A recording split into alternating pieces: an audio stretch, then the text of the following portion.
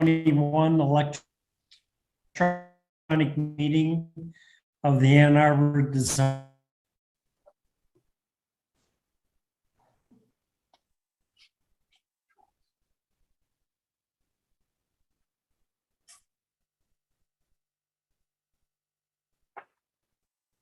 Hey, Dick. Dick, this is Jeff. It looks like you sort of, we stopped hearing you. I'm going to ask that everybody mute themselves unless they're speaking, and let's see if that helps us.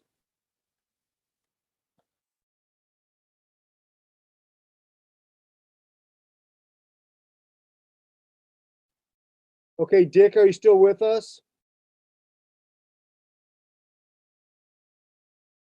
Looks like he left to reboot. That's fine. We can wait a few minutes.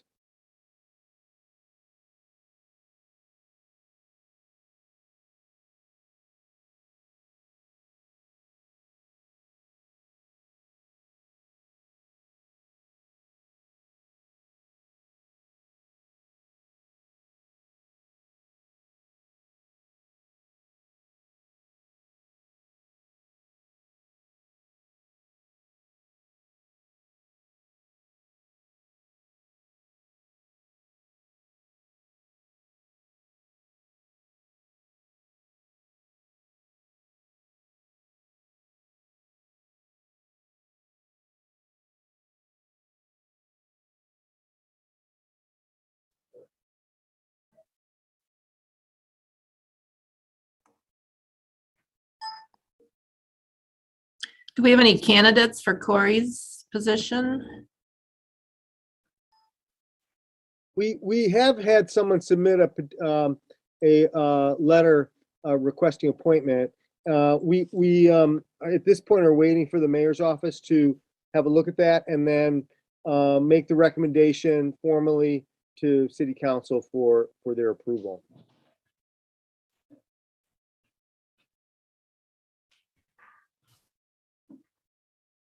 Are you able to tell us who it is, Jeff? I don't think that'd be appropriate at this time, but it is a planner filling in for the planner position.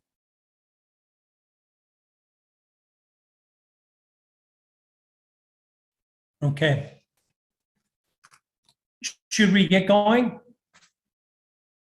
If you can hear me all right?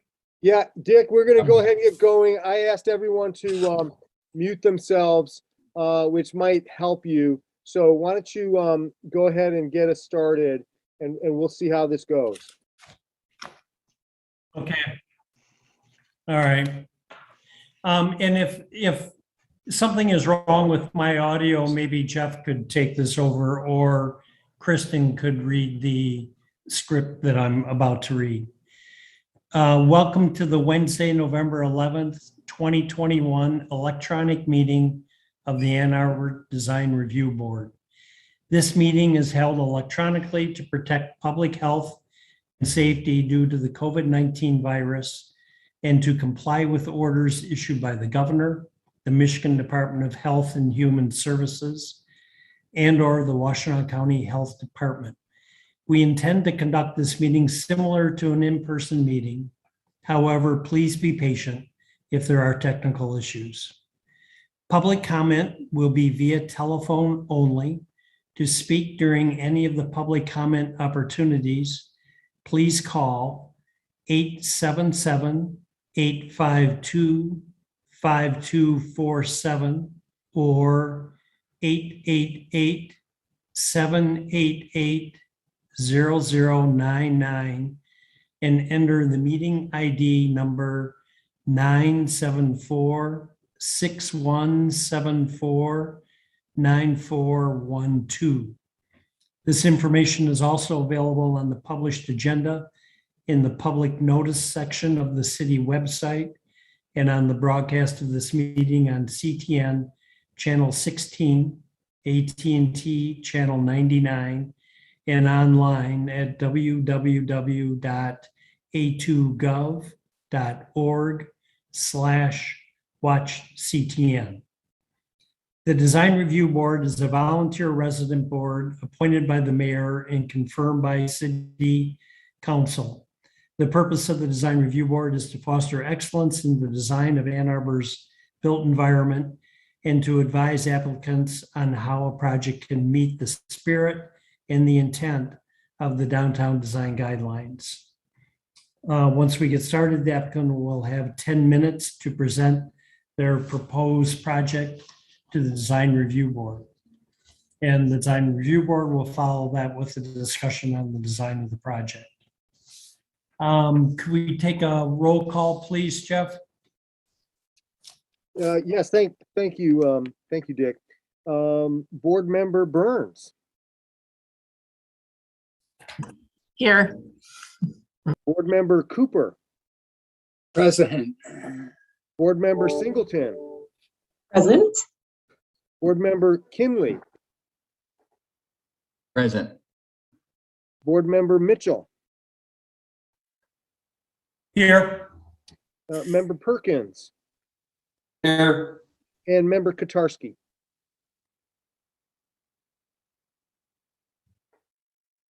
Here. You have a quorum. Okay, thank you, Jeff. Good, thank you very much.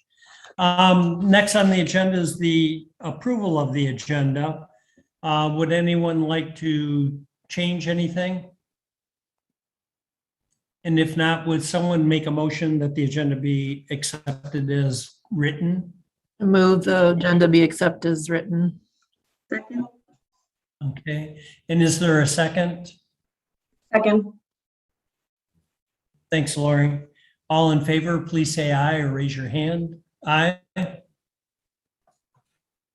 Aye. Okay. Next item is approval of the October 13th, 20.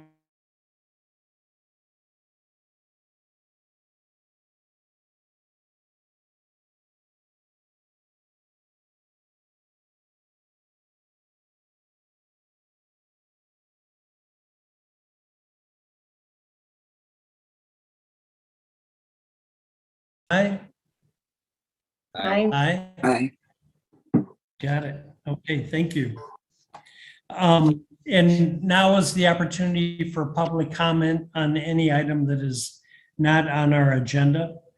And again, to speak, please call 877-852-5247 or 888-788-0099 and enter the meeting ID number 974-6174-9412. We'll give that a minute.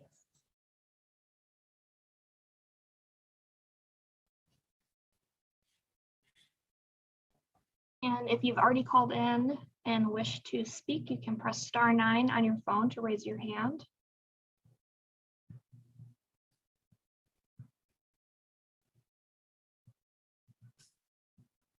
Okay, no callers have indicated. Okay, thank you, Kristen. Okay, on to regular business. We're here today to review DR 21-002 located at 330 Detroit Street. The petitioner proposes to construct a 5-story, 14-unit, multiple family building of 33,613 square feet with ground floor retail where Detroit Street bisects North Fifth Avenue in the Farmers Market area. The project meets LEED Gold standards and proposes an overall density of 340%, as 350% is allowed with LEED Gold. 23 parking spaces are proposed. The site is zone D2 downtown interface and is in the Carytown Character District. So is someone here to represent the petitioner?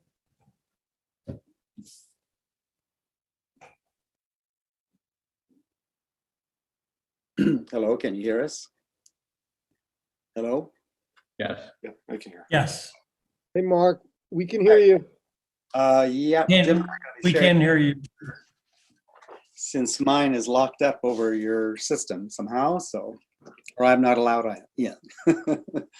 So we'll be together here.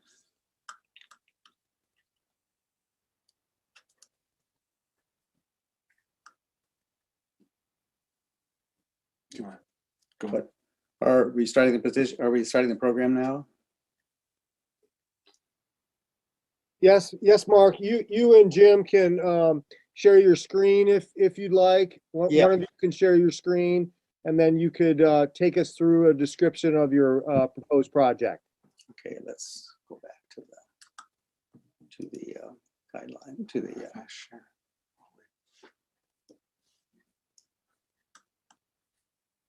Oh gosh, it's not allowing me to share.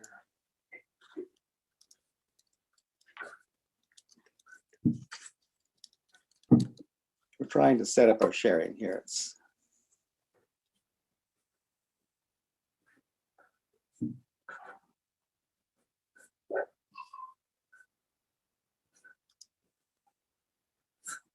Does it share?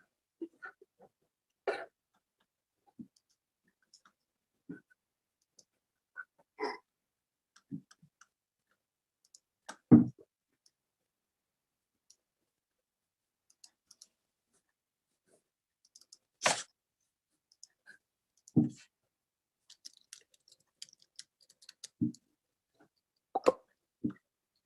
says it's.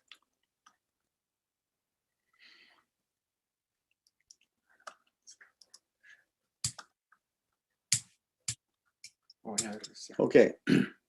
Share this.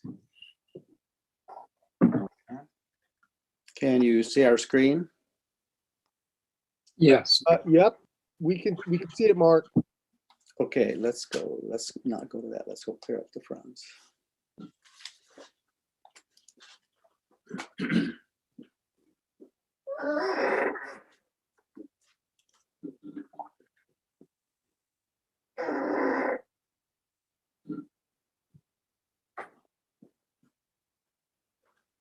Here's all my little notes.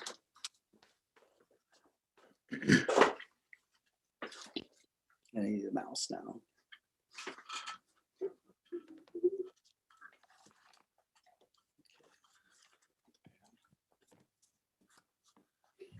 The cursor.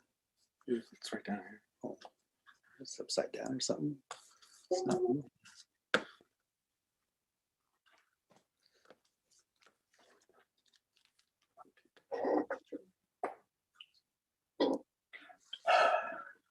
You need some someone to go down the light.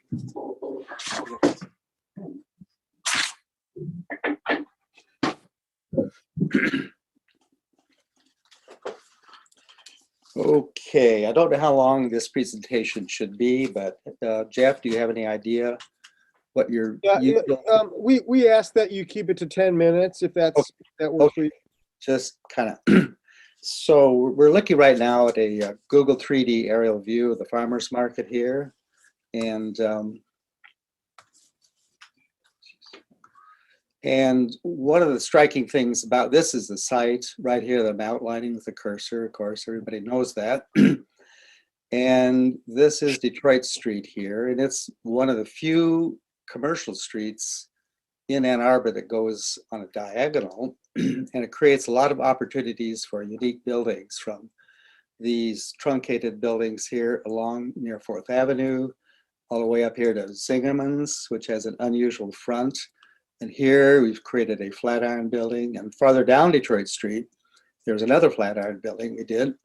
So we have this unique site that's set up to create a unique building, and that is essentially a Flatiron building.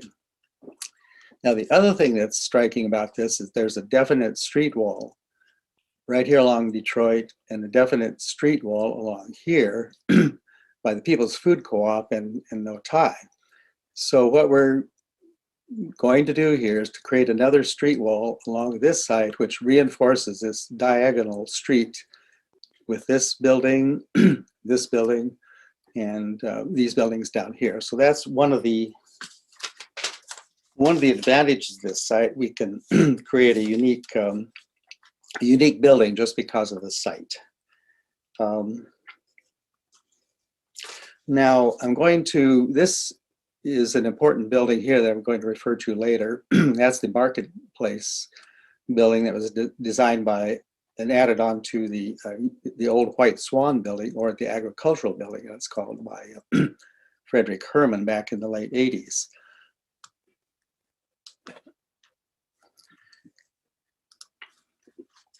So what Frederick Herman did here was essentially create a strong base here with this concrete plinth that the building sits on, another 3-story brick wall with punched windows, and then also created this lighter, airier curtain wall screen system to reduce the impact of the top.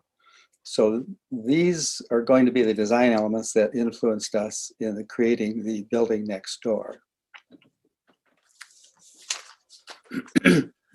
We were also looking at some of the materials, the agricultural building here, the brick here, the brick from the marketplace here, and the concrete that will show up later. Now,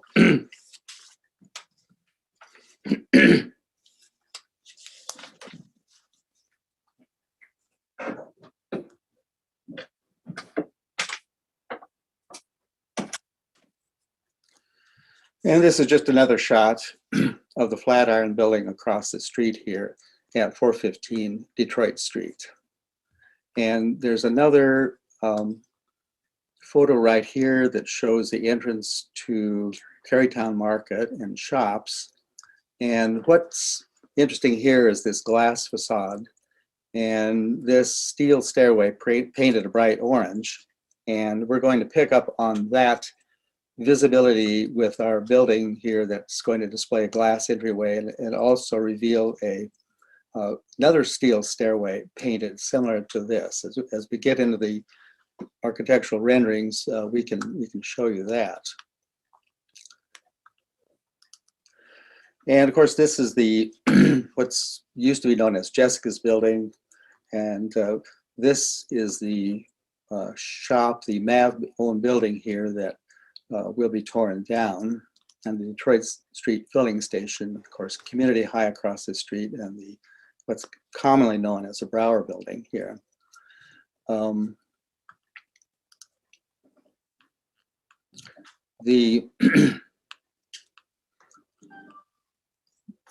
This shows a kind of palette of materials on the site.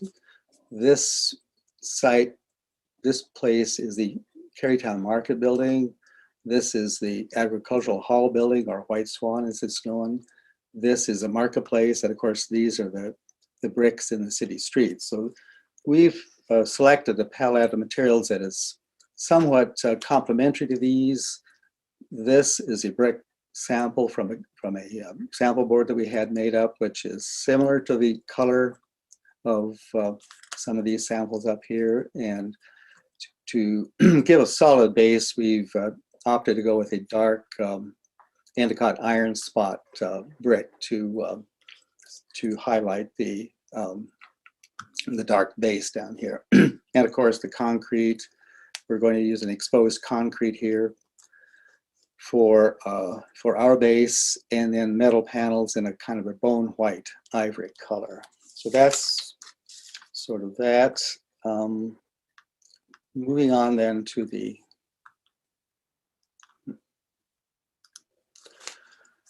site plan. Essentially, the building is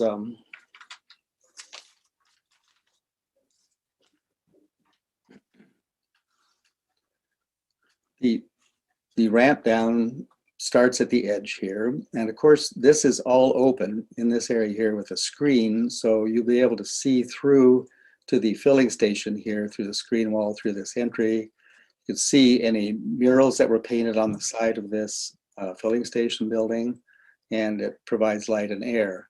This is a setback here of 42 inches on this side, and another setback here of approximately 30 inches back from Jessica's apothecary, which would allow for the existing eave to be maintained on that building, even though it goes across the property line. We've cut out this part of the building here, so you'll be able to see some of the historic details of the original Jessica's Apothecary building there. And due to provisions in the zoning code, we need to screen the parking in here. So this becomes just an open area. And this becomes a storage or fire suppression room. Its actual use has been changing a little bit as we go along. And then of course we have 11 parking spaces here and 2 stair towers. This is a stair tower here, which is a steel stairway on the bottom that's exposed, the entry here. And the entry is capped with a large 6 feet high by 30-foot long decorative artistic canopy. And the other feature here is the setback here, and we'll get to the architectural renderings so you can see what effect that has on the thinness of the nose here on the building. So we opted to set this back to increase the dramatic thinness of the nose here, and also to respond to pedestrian activity in this area. And if this becomes a retail space or like a coffee shop or other kind of retail space, it provides a shelter here for tables and chairs, and also creates a kind of a deep shadow effect along the side of this building. In the basement, there are additional space for parking in the ramp down here. And of course, on this top floor, the light lavender color is the main floor. Back on the main floor again is the lavender color. Shows a little bit more clearly the parking, sprinklers, and trash storage area here, and the stair tower here. And these are the Detroit Filling Station, the Apothecary. And everything in blue then, light blue, will be the circulation spaces. Everything in the light tan color here is the vertical circulation, elevator shafts, and those are not a part of the FAR calculations. So above that, essentially, we have residential area, and the floors are not appreciably different except the configuration of these units in the back may look unusual to any architect or to anybody for that matter. But I think that the developer and marketing people have found these spaces to have unique abilities to create very interesting spaces inside, and they're not deemed sort of difficult to sell. In fact, there are quite a lot of room for interesting things to happen. The building has been set back here on the south side, and these are large balconies, in part for the fire separation between the adjacent properties, and also for reasons of our site lot coverage. So the green areas essentially are balconies and contribute to our lot, or subtract from our lot coverage essentially.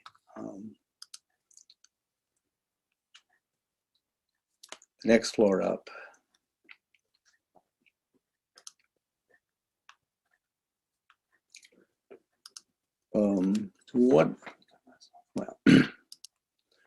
Now,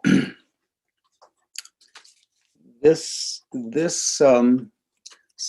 slide does two things. It shows the fourth floor, and it also introduces the idea of how we calculated our street wall setbacks.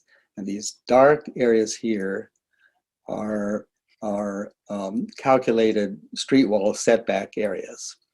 And as you'll find out later, there's quite a lot of controversy about how these things are interpreted. The ordinance is extremely complex. Few people can interpret it, and there are differing opinions about how to interpret this space. But for your submission here, we have added all these together, which meets what we think are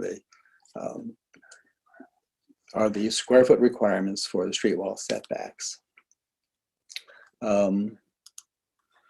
This is another shot of that, and it also shows the top floor. So I'm going to go to these elevations right now. And one of the comments from planning has been that it looks like the street wall setback is at the fourth floor and not at the third floor, the fourth floor being here. And we did simulations of this and showed them to planning, in which everything above this level here had a change of materials and was white, and it made it look like the street wall is actually at that level. But for aesthetic reasons, we think that the proportions would be extremely poor if we were to divide our building right here in the middle and create all of this as upper building and all of this lower building.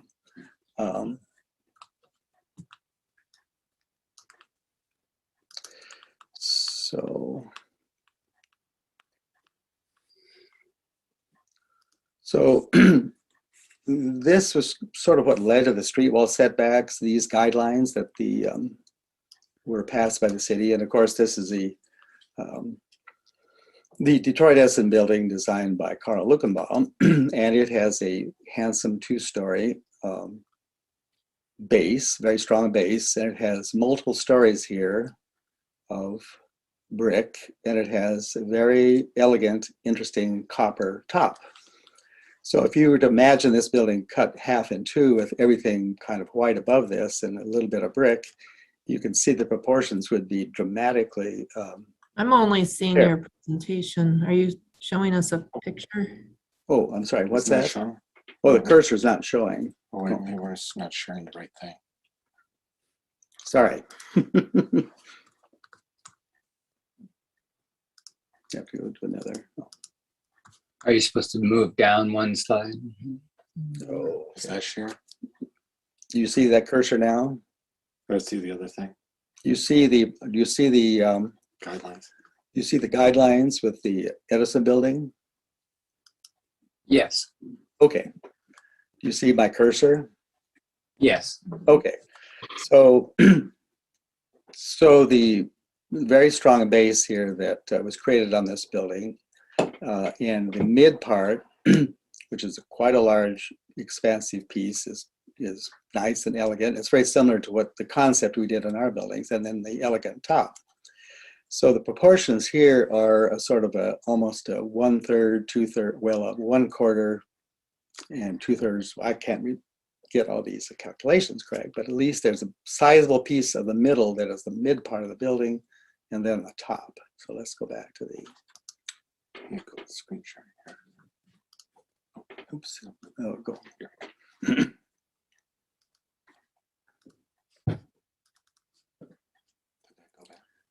Okay. Yeah.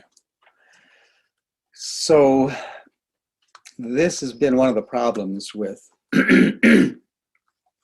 with the street wall setback guidelines on buildings under, say, 6 stories, because it attempts to create a sort of a base that is halfway up the building. So we've attempted to try to change that so we can create this as a cornice line here with a sizable mid part, a strong base, and then a much smaller top that wraps around. So that's why this building looks the way it does in elevation. And there's been a lot of discussions planning about whether this meets the ordinance guidelines right now. So our street wall essentially, when you looked at those calculations earlier, is right here, and we've included balconies, and we've included this area here, and on the other side, this is the street wall setback and parts of the balconies here. And this is very similar to the 2 buildings that we did earlier at Kingsley and on Ashley Streets, in which we were allowed to do, at that time at least, a different calculation or different interpretation. So these original drawings come from those earlier experiences, and we're hoping to continue this interpretation forward.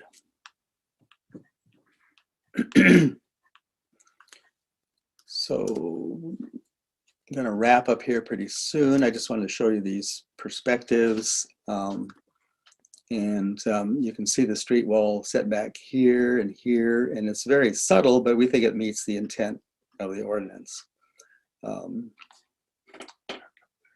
And it's up here and back here too in these balconies. When they all are added up, they do meet the intent of the street wall setback. I think that's the cross sections are shown here, and that's probably about all. So I think that's about all I want to present to you right now. So if there are questions, Jim, do you need to add anything? So we're open to questions from any of you. Dick is having audio issues and he asked if Jeff, if you would kind of coordinate questions. That'd be just fine, Tamara. Let's start off and see if any board members would like to start the conversation. I'll start with the obvious question. Mark, if the city doesn't agree with your interpretation, does that mean you'll have to go through the ZBA for approval for that street wall height issue? Well, I don't think we want to go to the ZBA for something like that. But I think we would work, our intent is to work with planning to come up with some kind of interpretation that would allow us to carry the bulk of our ideas forward. I can't say it would end up looking like it is here exactly. There may be other setbacks that we'd have to introduce, but the overall intent, I think, we would try to maintain this and try to work with planning on their interpretation.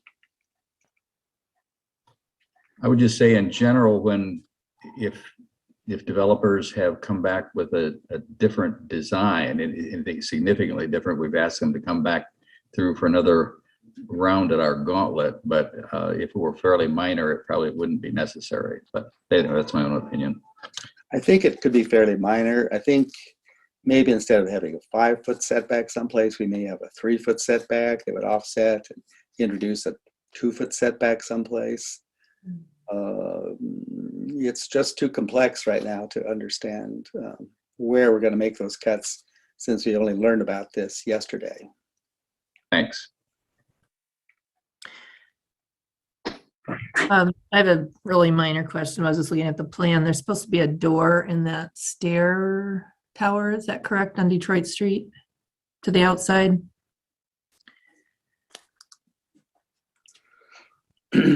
Yes, it's buried under the Open floor space. covering there. Okay, that's fine. I assume that, but I can jump in. I think you've done quite a great job here with this very sort of challenging site. You've definitely, one of the things we always want is you take stock of the area around, and you've definitely done that. Picked up on a lot of things that are happening in the area, emphasizing that urban pattern that we talk about in the first site area of the guidelines. And a lot of variation in the massing, which again, when you have a tight site, makes it more difficult. I would stand behind you in terms of your approach to the more sort of a vertical setbacks and not just creating a sort of a horizontal band. I think that makes a lot of sense. Smaller buildings do react differently to those guidelines. You have so that base is a dark brick, is that correct? It's proposed as a dark iron spot paver, which is pretty dark charcoal, and we would propose to use a darker mortar color too. Than the concrete. Oh, is that You're talking about the concrete? Or the arcade sitting? we have a concrete arcade, and then we have a dark iron spot infill on the in the panels. So, and also love, the space you've made on the street, that's a very congested street, a lot of pedestrians, and the fact that you've been able to pull back some of that. It's good. Are the planters that you've shown in your renderings part of the design? Are they remaining? The planters up front there, so we're proposing No, along the building. on the building. We just had some containers that we put along the street facade as furnishings. We probably would consider putting some planters in there or some containers. We think the containers should probably be movable and not permanently installed there. Yeah. I had just a couple items, I guess, that I wanted to bring up. One is that North Fifth street front has got a lot of blank, not very interesting to pedestrian walls. Do you have plans to do any art or anything on there? That's a very, a lot of pedestrians walking there. And that's a lot of blank space, sterile space. We could certainly do art there, and there may be an opportunity to introduce plant materials at that location too, depending on how our fire suppression room works out and how that space that's shielding the automobiles is actually handled. So I'm thinking that we could do art there with maybe some plant materials at that point too, maybe in containers along there too that we haven't shown. So Okay. we could certainly do some art like was done at the Zaragon building, I think, or maybe that Mike Hall did on the Washington Street parking structure, which is pretty interesting, either the ceramic or the terracotta tiles there. Okay. So, My last comment was really on the windows. And you referenced Rick Herman's building, which I think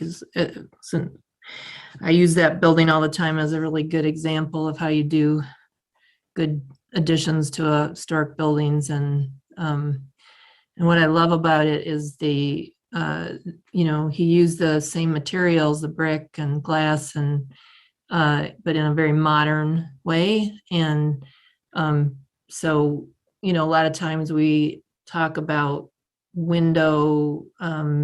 getting shadow lines in windows and punched windows because there's places where they're just not done well. They're too flat. Here they don't need to have a shadow line really. Because they're a modern window, and it's the materials are used appropriately. But yet there's a lot of interest in that brickwork that he did, and in that facade, it's not just a sort of a big blank or flat brick wall with flush windows in it. He's made his own. It's got its own character, and that's very different than the building it is attached to. And I know you're, a lot of times people come in and they're not, there are different points in the building, in the design process, but as you're developing your brick facade, right now it looks pretty vanilla. I don't know if there's any detail on the brick. There's sort of a somewhat traditional cornice shown, but then kind of the rest of it's very, very, doesn't have a lot of character in it, I guess. So I just, as you, I don't know if you've thought about that or gotten to that point, but as you're detailing the windows and that brick facade, just encourage you to, make it its own piece. It's not, kind of neither here nor there. Like, this a lot of the places on the side, you've got your brick, again with that sort of a cornice on it, but then, and and then you've got it where it's just flat, like this picture right here. There's a couple places where it doesn't return and just sort of stops.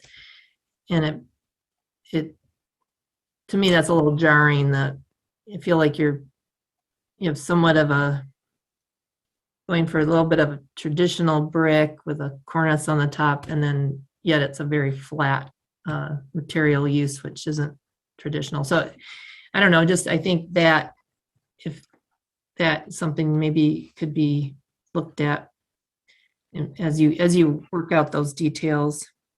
And I think just that, overall, I think it's a really nice job. I think it's wonderful you're using geothermal. Very, very much applaud that. And so I think it's mostly just some of the materials and how you detail those windows and brick. And a different note, I just want to point out that in the staff report, the green roof was not raised, and solar panels were proposed on that, but we're using a green roof on this building for water storage to eliminate some of the stormwater. So solar panels and green roofs are not a good combination, so just wanted to point that out. But I will take Tamara's comments seriously and develop, as we develop our detailing for those. For example, we do have the brick, the windows are not flush with the facade, and we will be setting them back because the walls are 2x6 and the windows would be set in 2x4 bucks, so that the brick would return 3 inches, approximately 3 inches to the window, so there would be a shadow line relief there. And the windows, I think the sash will be looked at for a possible division of those with maybe a hopper window or awning window at the bottom and a solid window at the top. So we develop a more intricate window pattern than would show here, because the windows that we're showing now are 4'6" by, well, they're an oversized awning window right now. And those would be custom and quite a large piece of glass, and sort of looking at dividing those into a smaller, still getting natural ventilation, but a fixed panel above and a articulated panel at the bottom like an awning. So I agree with that, and I do like to see windows that have more detailing in them. So thank you for that comment.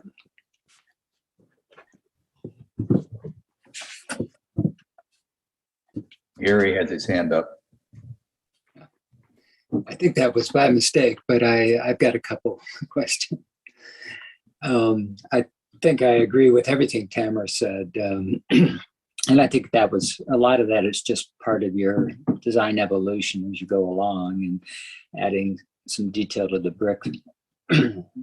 brickwork and fenestration of windows and things like that will come along, I hope. I think that, on the marketplace building, that the concrete foundation of that, it's my opinion that as a design element, it is like the structure of the building being exposed, and then the brick veneer is out in front of that. And so in that context, I think it makes some sense. In this particular case, where the arcade seems to be out at the same plane as the brick or further out than the brick, I don't see it as being that important. And I think I wouldn't be totally wedded to the idea that you have an exposed concrete foundation or arcade wall, unless maybe it's got some more color or it's got more earth tone look to it, or it could be brick as well. I see this canopy on the Detroit Street side, and I don't quite understand it. It looks like scaffolding with green canvas on it. Maybe it's because it's behind the trees, but I think since it is intended as a artistic piece, that it's not been defined yet. It does have a cabinet function, does function as a canopy to shelter the space below, but it's going to have a decorative screen, and that is yet to be designed by artist, architect, combination, or whatever. Okay. I have just a sort of a technical question, since I assume you're going to be holding the stormwater below the slab, the lowest level, and you're also going to be doing geothermal. Isn't that a lot to pack in there? Just curious how you're going to do the whole thing. Go ahead. The stormwater is going to be all retained on the roof. So there's nothing, we're going to have a catch basin out at the point, and that's going to tie into the street drain, and that will have, the catch basin will take the drainage from the roof and release it at a slower rate. But most of the water for the site will be retained on the roof, Okay. and then dropped in and just dropped into the stormwater. So it won't interfere with anything in the building itself. Well, I assume the geothermal is going to be all punched into the below grade. So just as an aside, I could see people trying to do a lot of humorous remakes of the Titanic on the prow of the ship here on the north point. Well, the geothermal is actually in place right now. Oh, It's been there, and it's being used for the marketplace building across the street. So excavating down, of course, this is a brownfield site, and it's being investigated now. And how deep we have to go depends upon those borings and that investigation. And that will also set how deep we have to go to cut off the geothermal, cap it, and do a lot of things to maintain it there. thanks. I have a couple comments. I would agree with those before me as well. And sometimes the rendering of a building and the character of the materials doesn't do it the justice that real life does. But the white material, I think this came up in the city's comments too, is very contrasting with the brick. And I feel like the building is relatively complex as it is. I appreciate kind of the ins and outs and the depth and the variation, but that high contrast almost makes it start to feel busy because you're kind of jumping between red and white and then back to white again. And I just wonder if a more subtle value change between those, like a charcoal or something, might have an effect where there's kind of a richness of depth, but not quite so much stark contrast between the two materials. Just something to think about. I also feel like there are several different styles happening in subtle ways on the building. You know, the upper portion has this kind of industrial warehouse sort of aesthetic. The prow feels very Miami to me, just the way the balcony even cuts down and becomes a plane projecting. You know, there isn't anything like that on the building elsewhere. That's kind of the simple, like, ribbon of material. And then there's the cornice material again, and the brick, and then there's the kind of almost parking structure-esque gray structure at the corner. There's a lot of different languages happening. And I recognize your reference to the building across the street, but it just feels like a lot of variety and not a lot of kind of unifying elements. And I just wonder if there isn't a way to actually pare down the variety and then make those pieces richer that you are using. So I am hesitant to say do something additive, like make the brick more decorative in addition to all of those other things being the way they are. But I almost think if you could simplify the palette of all of those other moves and then make the brick stronger, that would be a good kind of combination.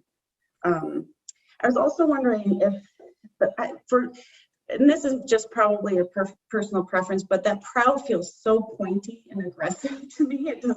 it doesn't feel good on the street. It's kind of interesting, but it again doesn't jive with the rest of the building. And I wonder a little bit if you treated it more like the other balconies and had it push out further to the same extent as the other balconies, and then wrap around a little bit, those white walls to start to tie all those pieces together. You'd get more balcony, but you'd also have it feel more like it's part of the architecture and not kind of an appendage. I think that's all, and I welcome any responses you have to that. Any other comments from board members? Like to I would echo like some to- of what Lori just touched on. I really find the light colored siding to be really jarring against that against the darker elements. So I personally would like to see something a little less contrasty. I think the dark brick and some of the other dark elements are fine. So if it's going to be less contrasty, then I think it's probably something other than white siding. And then I too had sort of an issue with the sort of the flat iron end of the building. I mean, these buildings typically, they obviously take this shape because of the shape of the property. But in many instances, the building comes out to a point. And in this case, the building doesn't really come to a point. It just sort of melts off into a bunch of balconies that, you know, have different kinds of railings. And the building is so strong right until you get to that point. And when I say strong, I mean, I think it's good architecture. But when you get to the balconies, the building just sort of melts away. And I'm not sure what's being expressed there. And I realize that bringing interior space to a point is a challenge from, you know, how do you use that space? So I think using it as a balcony is probably the right thing to do, but maybe it's the railing design that troubles me. So those are really my only two comments. One other thing that I wanted to mention was one of the things that I've always liked about the Marketplace building is the way there is open air connection between, I guess it's Detroit Street, I think it's Detroit, and then over to 4th.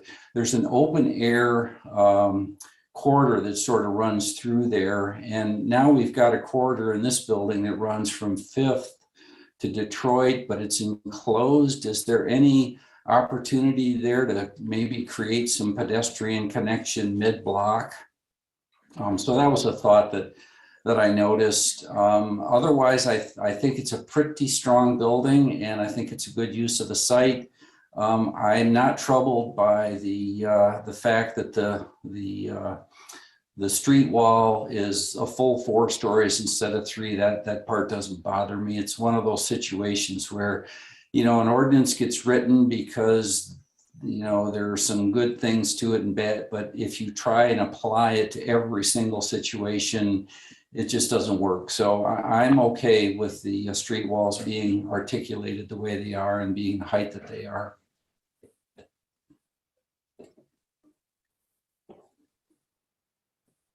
I have one other comment. I just studying the view at the bottom here of the 3, just past the prow, that first brick element doesn't look like it has much relief from the white there. Right in here. Right, this right here. It looks almost Right there. pasted on. Mhm. Is that right? There is not much relief there now. There could be more. There is relief there, but it's not as visually apparent as it could be. That was the comment I was making, Bill, Yeah. about the Oh, okay. I didn't understand that. thinness of everywhere else, the brick, almost everywhere else, the brick returns. Mhm. But in 2 spots there and on the other side, it doesn't. Thanks.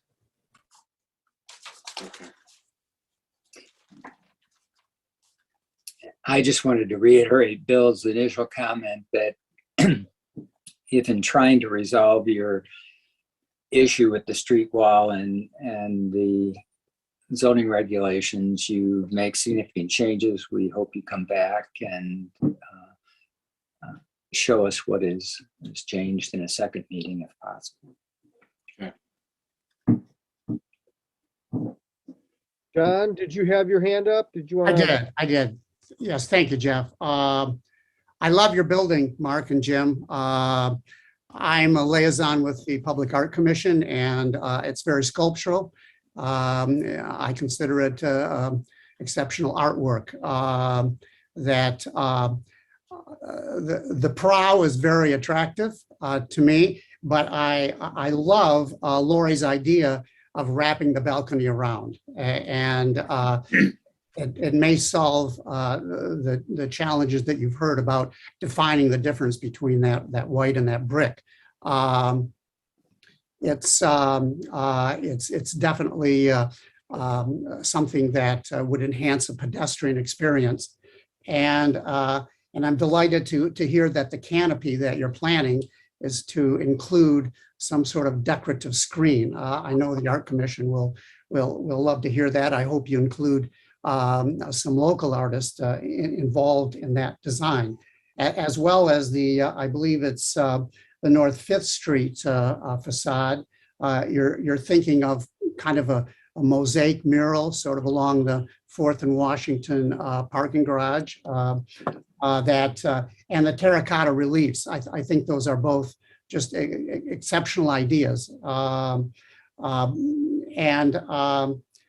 think that Tamara's idea in terms of adding character to the brick, it's an excellent opportunity. But I think Lori makes a good point. If you just mix too much up, you lose any cohesive design of the building. So, wrap the balconies of those brow. I think that's a great idea. Mosaic murals and terracotta reliefs, awesome. And the canopy screen, exceptional. So I love the building. What's that? Any other commissioner comments? I just have one little one, which is that maybe on that balcony at the end that you were just discussing, John, if it was possible on that upper floor not to have the roof projection, I think that would kind of be stronger. The roof or that top floor as being kind of this real simple bar that is separate from the lower portion of the building. I think it would be stronger if it didn't have that little triangular roof piece sticking out. And if you do, move forward with expanding those balconies around the edges, maybe that changes that dynamic. But in my mind, when you lose that top part, I feel like it makes those balconies a lot underneath it feel a lot stronger and more grounded into the design.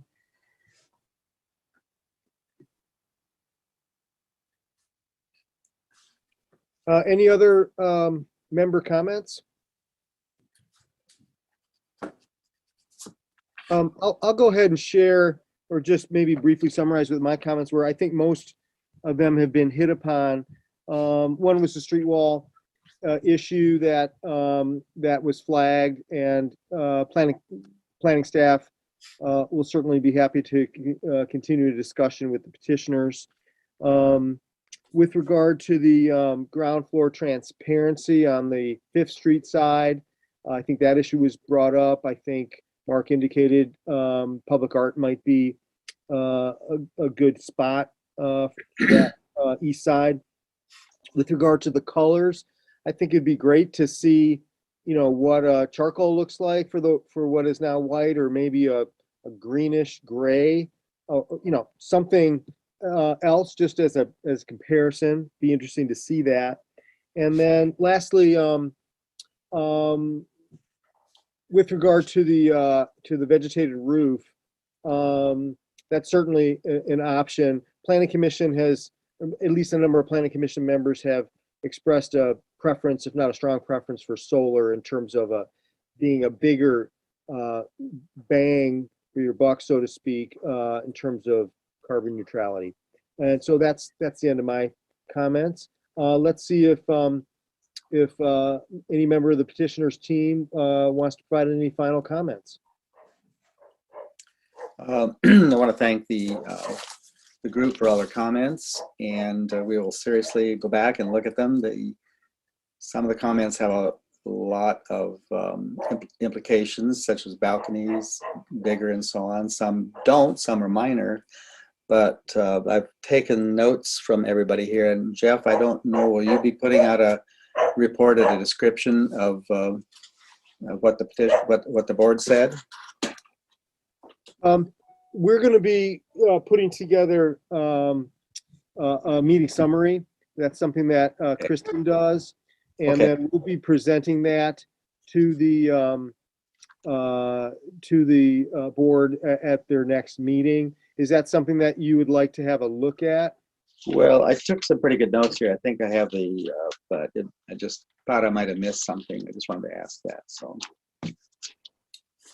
Yeah, we can certainly see where we are with those minutes. So feel free to contact me, Mark, offline, and we'll see what we can do.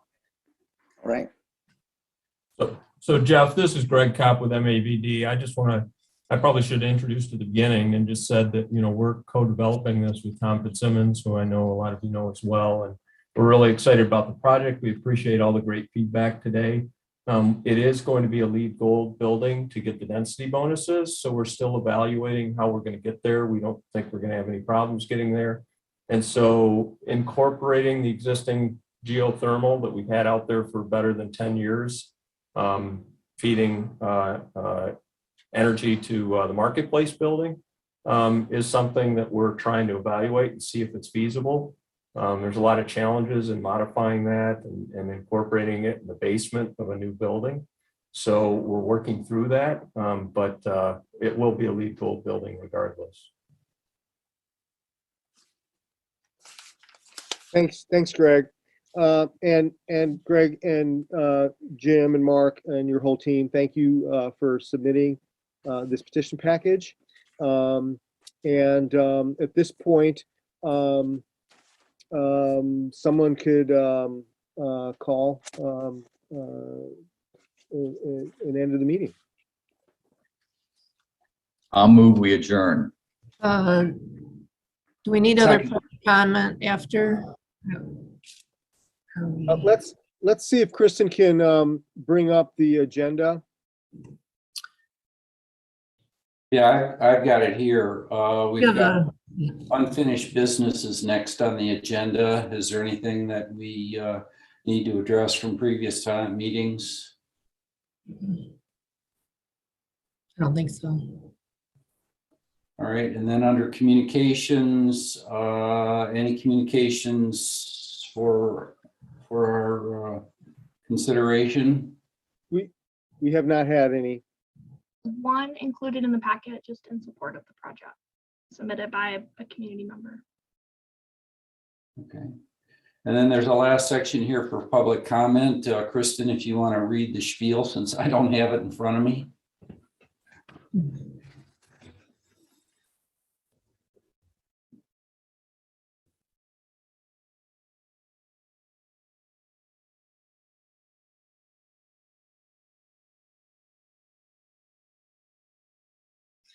You're muted. Muted, Kristen. Okay. Pull it up here.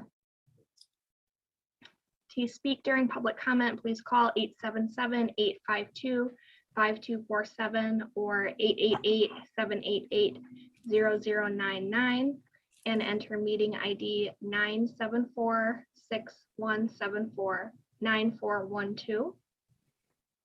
And after you've called in, you can press *9 on your phone to raise your hand if you would like to speak. And that information is also on the screen for viewers. And we have no callers. Okay, thank you for that. So now we're at the adjournment phase, stage. So thanks everybody for coming and happy Thanksgiving, and maybe we'll see you next month. Take care. I